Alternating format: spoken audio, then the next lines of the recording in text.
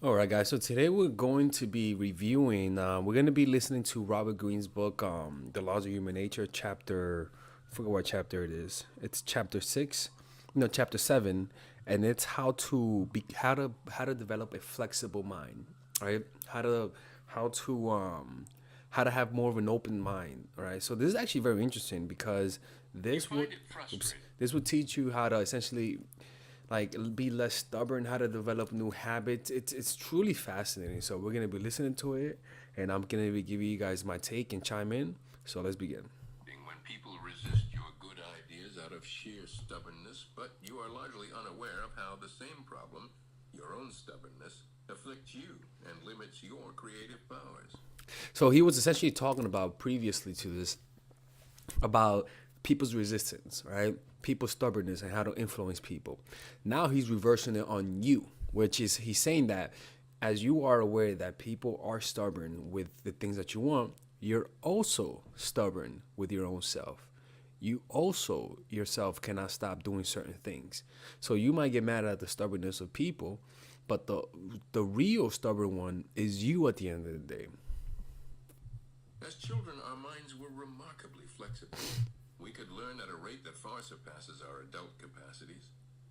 We can attribute much of the source of this power to our feelings of weakness and vulnerability. Sensing our inferiority in relation to those older than us, we felt highly motivated to learn. We were also genuinely curious and hungry for new information. We were open to the influence of parents, peers, and teachers. In adolescence, many of us had the experience of falling under the sway of a great. And that's the thing is that as children, that's how we normally are as children. Naturally, we're more open to new ideas, and the goal for us is to blend in the child openness with the discipline of the adults. Book or writer. We became entranced by the novel ideas in the book, and because we were so open to influence, these early encounters with exciting ideas sank deeply into our minds and became part of our own thought processes, affecting us decades after we absorbed them. Such influences enriched our mental landscape, and in fact our intelligence depends on the ability to absorb the lessons and ideas of those who are older and wiser. And that's the truth, right? Is that real? A smart person learns from other people's mistake. A dumb person learns from their own mistakes, right? Like the ultimate form of wisdom is premature wisdom, learning from other people's mistakes and making sure you don't avoid them, right? And so, yeah, but yeah, man, that's very fascinating because, yeah,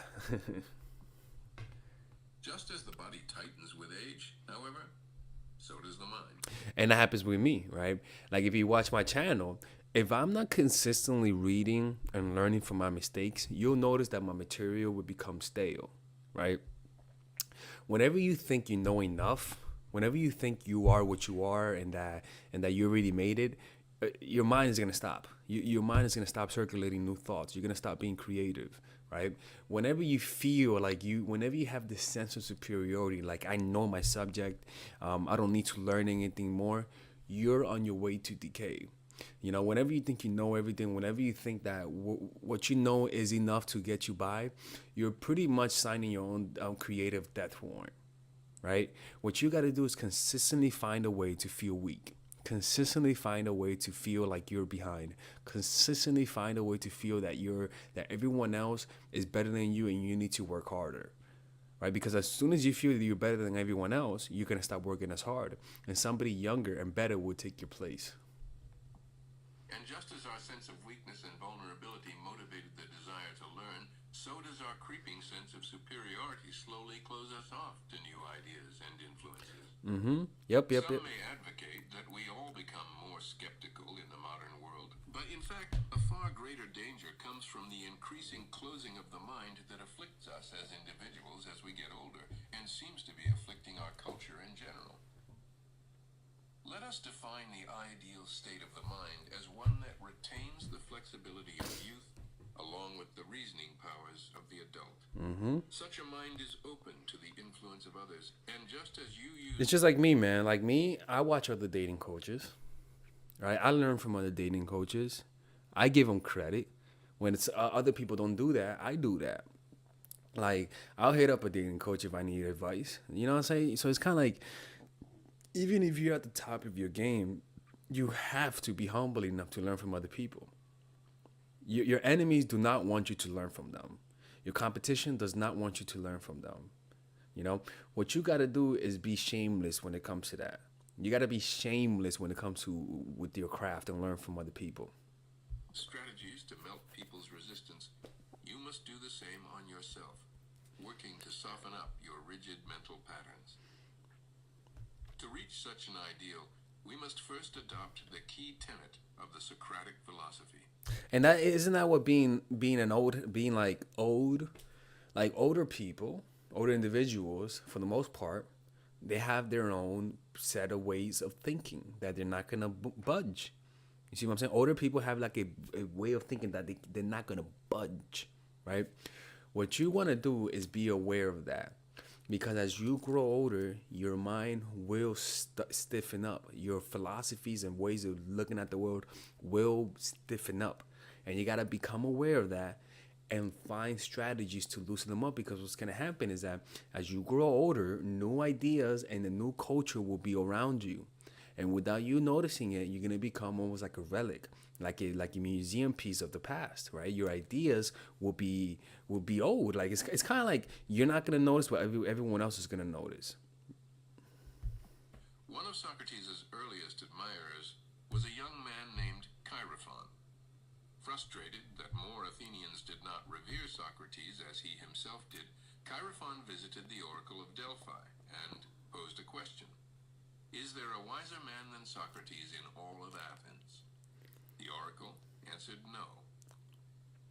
Chaerephon felt vindicated in his admiration of Socrates and rushed to tell his mentor the good news. Socrates, however, being a humble man, was not at all pleased to hear this and was determined to prove the oracle wrong. He visited many people, each eminent in their own field, politics, the arts, business, and asked them many questions. When they kept to knowledge of their field, they seemed quite intelligent. But then they would expatiate on all kinds of subjects about which they clearly knew nothing. On such subjects, they merely spouted the conventional wisdom. They did not think through any of these ideas. Finally, Socrates had to admit that the oracle was indeed accurate. He was wiser than all the others because he was aware of his own ignorance. Yeah, because if you think you know everything, if you try to act like you know everything, you're pretty much playing up to people. You're not really being genuine. You're not really a curious person. You're somebody who thinks they know it all, and you have already lost. You once you think you know it all, you're already lost. You already lost. You're already in decay. So it's kind of think of it as an athlete. Once an athlete starts practicing, once an athlete just starts practicing to maintain what he has rather than to improve upon it, that athlete has already lost. So it's kind of like even with creative people. That's why if you just started coming into a new field, the advantage that you have above people who've been in it for years is your open mind. That's what a 5-year old or 10-year old has over a 40-year old who's been painting for 20 years, is that child has an open mind. And so that open mind is going to enable that kid to learning a lot faster. That child wants to fit in. That child wants to impress their master, so they're going to work harder. That child is going to sense how much he needs to learn. So he's naturally going to learn at a faster rate. Right? So a big part of learning, like you said earlier, is feeling that sense of inferiority to those around you, feeling that you're the one that knows less, because then that puts you in a position where you learn from everybody. Over and over again, he examined and re-examined his own ideas, seeing inadequacies and infantile emotions lodged within them. His motto in life had become, "The unexamined life is not worth living." And that's why you should always be questioning your ideas of reality. Always be looking for higher things. Always be asking yourself, maybe I'm wrong consistently. You know what I'm saying? Always be looking at your ideas from your enemy's perspective. Always looking at yourself from your enemy's perspective. Looking at who you are from the perspective of those people who truly hate you. And also looking at yourself from the perspective of people who truly love you. And those people who are indifferent to you. You want to have this flexible, almost ironic view of you, who you are, and your ideas. You know, The charm of Socrates, what made him so devilishly fascinating to the youth of Athens, was the supreme openness of his mind. In essence, Socrates assumed the weaker, vulnerable position of the ignorant child, always asking questions. Think of it this way. We like to scoff at the superstitious and irrational ideas that most people held in the 17th century. Imagine how those of the 25th century will scoff at ours. Our knowledge of the world is limited despite the advances of science. Our ideas are conditioned by the prejudices instilled in us by our parents, by our culture, and by the historical period we live in. They are further limited by the increasing rigidity of the mind. A bit more humility about what we know would make us all more curious and interested in a wider range of ideas. When it comes to the ideas and opinions you hold, see them as toys or building blocks that you are playing with. Some you will keep, others you will knock down. and that is a big part why people don't progress, why creativity is stunted, because you do begin to develop this view of what something should be. You know, basketball should be played this way. Art should look this way. Like me, like I have a bias towards abstract art. I have a bias towards modern art, right? And clearly, like a part of me feels like he's 100% right, but then clearly there's a reason, the soul of the thing. There's something that modern art is right that I don't understand. And so my mind is closing me off from that reality, right? What I got to do is ask myself, maybe I'm wrong. Maybe I am wrong. Maybe there's a point, maybe there's a reason why maybe there's something there that I don't see that could improve my art. As much as conviction I feel that it is bullshit, asking myself that question will allow me to learn faster, will allow me to find the truth eventually. You see what I'm saying? That's the goal of it. You know, you could be wrong now, and that's okay, but you got to be willing to be wrong, as willing as you are to be right, because that's how creativity will continue to flow. But your spirit remains flexible and playful.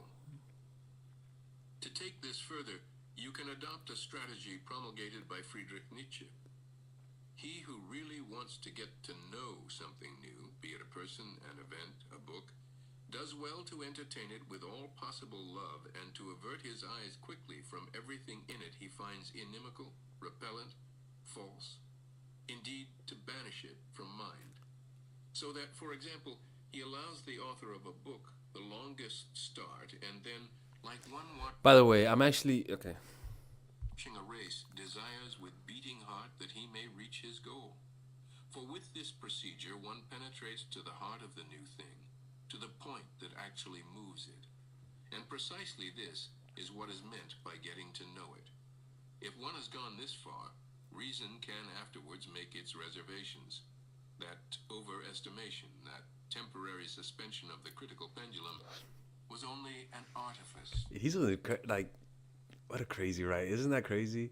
Like the way he just words that. Like listen to that again. It's crazy. Reason can afterwards make its reservations. That overestimation, that temporary suspension of the critical pendulum. Temporary suspension of that critical pendulum. What the fuck? Like that guy. He's such a crazy writer, man. Was only an artifice for luring forth the soul of the thing. The soul of the thing, exactly. You gotta look for the soul of the thing. As wrong as something is, there's some truth behind it. There's some truth behind it.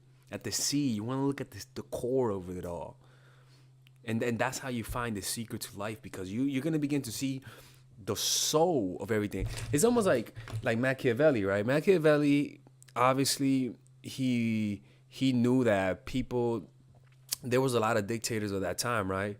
And as fucked up as they were, Machiavelli looked at the soul of this whole phenomenon, and that's the learning about power, right? He was able to learn about all of these dictators that he lived with.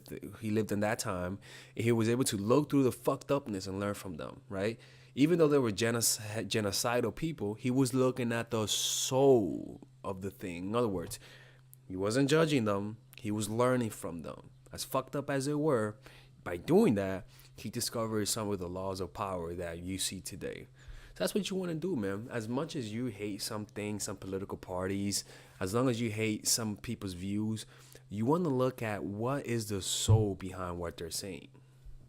Even in writing that is inimical to your own ideas, there is often something that rings true, which represents the soul of the thing. Opening yourself up to its influence in this way should become part of your mental habits, allowing you to better understand things, even to criticize them properly. Sometimes, however, that soul will move you as well and gain some influence, enriching your mind in the process. Upon occasion, it is good to let go of your deepest set of rules and restrictions. The great 14th century. Yeah, that's a big one, right? Like with my rules with women, right? Sometimes it's important to know when to break the rules, or sometimes it's okay to break your own rules.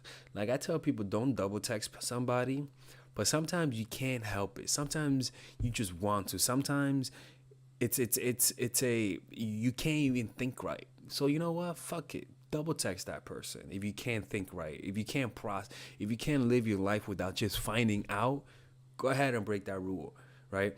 Like sometimes you just wanna just break the rules you normally follow just to see what would happen. You know what I'm saying? Master Basui posted at the door of his temple a list of 33 rules his monks were to abide by or be thrown out. Many of the rules dealt with alcohol, which was strictly forbidden. One night, to totally disconcert his literal-minded monks, he showed up to a talk completely drunk. He never apologized or repeated it. But the lesson was simple. Such rules are merely guidelines, and to demonstrate our freedom, we must violate them from time to time. Finally, when it comes to your own self-opinion, try to have some ironic distance from it. Make yourself aware of its existence and how it operates within you. Come to terms with the fact that you are not as free and autonomous as you like to believe. You do conform to the opinions of the groups you belong to.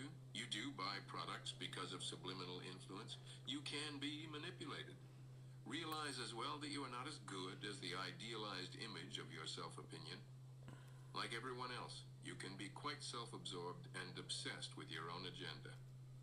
With this awareness, you will not feel the need to be validated by others. Instead, you will work at making yourself truly independent and concerned with the welfare of others. Yep. As opposed to staying attached to the illusion of your self-opinion. There was something terribly enthralling in the exercise of influence. Yep. All right, people. I hope you guys enjoyed this kind of video. Let me know what you guys think. This is more of like an experiment than something serious. I want to get your feedback. Is this something that you guys want me to make more of? Do you guys find this a little boring? Let me know what you guys think, and I'll see you guys in the next video. Peace out on Patreon. All right, so if you guys enjoy that type of content, you could join the Robert Greene Book Club and in general my Patreon. When you read the Bible, people explain to you what the Bible says. And sometimes reading the Bible by yourself can be a little difficult to understand the concept. So the point of this Robert Greene Book Club is to help you decipher and how to apply Robert Greene's books into your life. So that means The Art of Seduction, 33 Strategies of War, The Laws of Human Nature, The 50th Law, and 48 Laws of Power. How to implement it in your life so that it's not just something abstract. But the Robert Greene Book Club starts at $5 a month. And as you can see here, it's full of Robert Greene videos, right? And these are also questions that people ask me. So not only do you get the Robert Greene videos for $5 a month or a gentrified cup of coffee a day, you also can get all the other videos, Robert Greene videos, and you guys can ask me questions with it, right? So I have like a 2 or 3 or 4 years worth of content, and usually most of the Robert Greene videos are over 30 minutes, and I complete all the chapters. And because I do love his videos, there's a lot of enthusiasm behind it because it's just a lot of people learn from it, right? So this is how it works. This is a membership, because you guys can get a lot of benefits from it, right? So you got, for $1 a month, you get 1 free videos per month, right? $1 a month, 1 free video. For $5 a month, you get all of the Robert Greene videos, and you know, the book club videos and the Q&A questions that I get. With the Mindful Gang members, you also get the Robert Greene videos and you get it in audio form, right? And I believe you can also ask me 1 question per month with this. So I got to update it, but with this one, you guys can actually ask me a question and I'll respond to you like I respond in most of my Pillow Talk Hour videos. So with this one, you could ask 2 questions. All right, 2 questions. And by the way, people, I got to update this, but it's what I said, okay?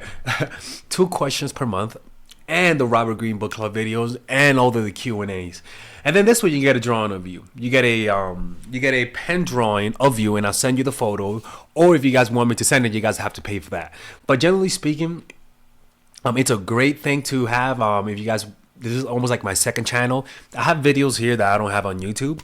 So all you got to do is come over here, click over here where it says join the Robert Greene Book Club in the description down below. And it'll take you to this page. And in this page, you'll become a Patreon supporter. Okay? All right, man. I'll see you guys inside. Take care.